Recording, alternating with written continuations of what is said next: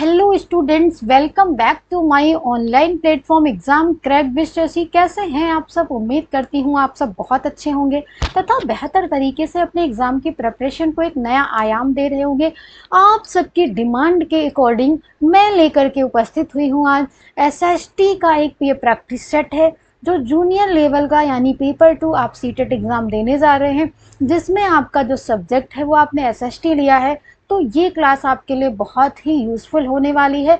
Channel पर नए हैं तो चैनल को सब्सक्राइब कर लीजिए, बेल आइकन को प्रेस कर लीजिए। वीडियो अगर पसंद आए तो उसे लाइक और शेयर करना बिल्कुल भी ना भूलिए।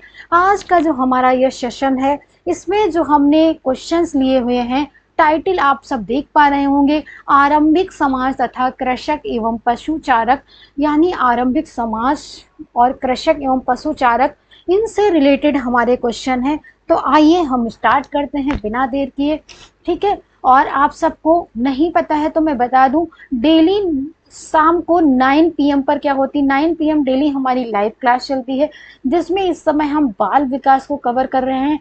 तो आप सब अगर उसको नहीं देखते हैं तो सभी लोग लाइव जुड़ा करिए। नहीं लाइव अगर आप वॉच कर पाते हैं तो बाद में भी हमारी पब्लिक क्लासें रहती हैं, आप उसको क्या कर लिया करिए, वॉच कर लिया करिए, काफ़ी ज़्यादा हेल्पफुल होगी आपके लिए। चलिए, सबसे पहला क्वेश्चन है, भारतीय इतिहासकारों ने, क्या क्वेश्चन कह रहा है कि भारतीय इतिहासकारों ने इतिहास की रचना की, यानी क्या है, भारतीय इतिहासकारों ने इतिहास की रचना कब की है? क्या 19वीं शताब्दी के पूर्वार्ध में की है, 18वीं शताब्दी के उत्तरार्ध में, या फिर 19वीं शताब्दी के पूर्वार्ध उत्तरार्ध में, या फिर 18वीं शताब्दी के पूर्वार्ध में? ठीक है, शताब्दी यहाँ पर दो ही हैं, उत्तरार्ध और पूर्वार्ध। उत्तर बोले तो क्या है, पूर्व का मतलब क्या होता है, पूर्व का मतलब हो गया पहले, ठीक है। पहले जैसे आप पढ़ते हो पूर्व किशोरावस्था, उत्तर किशोरावस्था, और उत्तर का मतलब क्या हो गया, बाद में, ठीक है। आपको इतना क्लियर होना चाहिए। पूर्व का मतलब क्या होता है, पहले, यानी 19वीं शताब्दी के पूर्व, या फिर 18वीं शताब्दी के बाद यानी उत्तर में, या फिर 19वीं शताब्दी के बाद यानी उत्तर में, उत्तरार्ध में, या फिर 18वीं शताब्दी के पूर्वार्ध में। दो ही शताब्दी दी गई हैं, ये पूछा गया उसके पहले या बाद में, 18वीं के पहले या बाद में, 19वीं के पहले या बाद में। तो अगर हम बात करते हैं भारतीय इतिहासकारों ने इतिहास की रचना कब की, तो ऑप्शन सी विल बी क्या होगा, राइट आंसर होगा, 19वीं शताब्दी के उत्तरार्ध में हो जाएगा। क्वेश्चन नंबर 2 क्या कह रहा है, सन 1784 ईस्वी में एशियाटिक सोसाइटी ऑफ बंगाल की स्थापना वॉरेन हेस्टिंग्स एवं सर विलियम जोन्स ने की। इस संस्था का उद्देश्य था, ठीक है, सन 1784, ठीक है, क्या है जो यहाँ पर दिया गया है, 1784 ईस्वी में एशियाटिक सोसाइटी ऑफ बंगाल की स्थापना करी किसने है, तो नाम दिया गया है। और इस संस्था का उद्देश्य क्या था, यानी एशियाटिक सोसाइटी ऑफ बंगाल, ये जो संस्था है इसका उद्देश्य क्या था, क्या भारतीय इतिहास को पुनर्जीवित करने का, या फिर अंग्रेजों से युद्ध करने का, प्रशासनिक व्यवस्था को सुव्यवस्थित करने का, या फिर उपर्युक्त में से कोई नहीं। क्वेश्चन नंबर 2 के लिए आंसर क्या जाएगा, तो यहाँ पर क्या था, यहाँ पर क्या था, इतिहास को पुनर्जीवित करने का, ठीक है। यहाँ पर क्या था, भारतीय इतिहास को पुनर्जीवित करने का क्या था, इस संस्था का उद्देश्य था। नेक्स्ट क्वेश्चन है हमारा, प्राचीन भारत का ऐतिहासिक नाम था, प्राचीन भारत का ऐतिहासिक नाम क्या था? क्या आर्यावर्त था, क्या पुण्य भूमि था, मध्य देश था, या फिर भारतवर्ष था?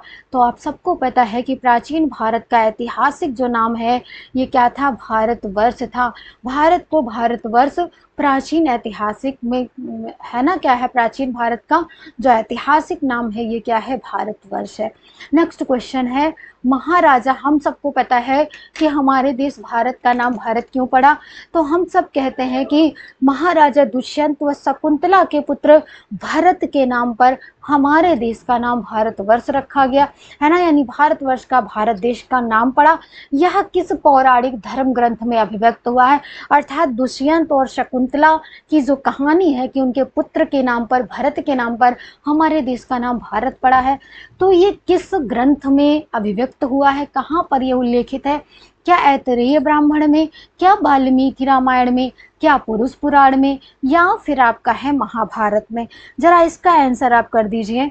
क्वेश्चन नंबर 4 के लिए क्या आंसर होगा।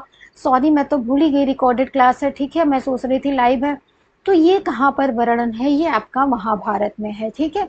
चलिए नेक्स्ट क्वेश्चन आपका क्या है। समुद्र के उत्तर और हिमालय के दक्षिण का देश भारत कहलाता है। समुद्र के उत्तर और हिमालय के दक्षिण का देश भारत कहलाता है क्योंकि यहाँ भारतीय संतति निवास करती है, यह उद्धृत किया गया है। ये जो स्टेटमेंट है, एक ये कथन है कि समुद्र के उत्तर और हिमालय के दक्षिण का देश, भाई हम हिमालय कहाँ पर है, हमारे देश के क्या है, उत्तर, हम कहते हैं उत्तर में है खड़ा हिमालय, टक्कर लेने वाला है ना। बहुत सारे जो तूफान आते हैं वो हिमालय से ही टकरा जाते हैं, हमारे देश तक नहीं पहुंचते हैं। तो हिमालय यदि हमारे देश के उत्तर में है तो हिमालय के हम दक्षिण में हुए कि नहीं हुए, बताइए, है ना। तो समुद्र के उत्तर व हिमालय के दक्षिण का देश भारत कहलाता है क्योंकि यहाँ भारतीय संतति निवास करती है, यह उद्घृत है। क्या गरुड़ पुराण से है, यह ब्रह्म वैवर्त में है, मुंडकोपनिषद से है, या फिर वायु पुराण से है, ठीक है। तो इसका जो सही आंसर होगा ये ऑप्शन डी हो जाएगा, वायु पुराण से लिया गया है, ठीक है। फिर नेक्स्ट क्वेश्चन है, भारत देश को आक्रांताओं ने विभिन्न नाम दिए, ईरानियों ने उसे किस नाम से संबोधित किया। ईरानियों, ठीक है, क्या भारतवर्ष कहा, क्या आर्यावर्त कहा, क्या मध्य देश कहा, या फिर उन्होंने क्या कहा है, हिंदुस्तान कहा है। तो ईरानियों की अगर हम बात करें तो इन्होंने कहा कि हिंदुस्तान, इन्होंने क्या कहा है, भारत को नाम दिया है, ठीक है, हिंदुस्तान, ठीक है, यहाँ पर इसका नाम दिया गया है हिंदुस्तान। चलिए क्वेश्चन नंबर 7 आपके सामने है। प्राचीन भारत के संदर्भ में गंधर्व, ठीक है, प्राचीन भारत के संदर्भ में गंधर्व शब्द का संबंध है, क्या स्वर्ग में विचरण करने वाले से है, या फिर देवता से है, या बृहत्तर भारत के एक भेद से है, या इनमें से कोई नहीं है, ठीक है। हाँ, या इनमें से कोई नहीं है।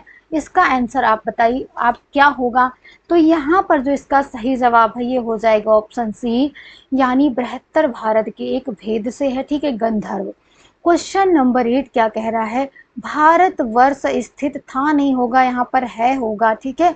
उत्तरी गोलार्ध में 7 डिग्री और 37 डिग्री अक्षांश एवं 62 डिग्री तथा 98 डिग्री देशांतर के मध्य, दक्षिणी गोलार्ध में 60 डिग्री 37 डिग्री अक्षांश एवं 62-98 डिग्री देशांतर के मध्य, पूर्वी गोलार्ध की यहाँ पर बात करी जा रही है। तो यहाँ पर अगर हम भारतवर्ष की बात करें, स्थिति की बात करें, तो ये उत्तरी गोलार्ध में हमारा भारत पड़ता है, और उत्तरी गोलार्ध में भी क्या है, 7 डिग्री और 37 डिग्री अक्षांश एवं 62 तथा 98 डिग्री देशांतर के मध्य स्थित है। इसलिए इसका सही जवाब हमारा क्या हो जाएगा, ए हो जाएगा।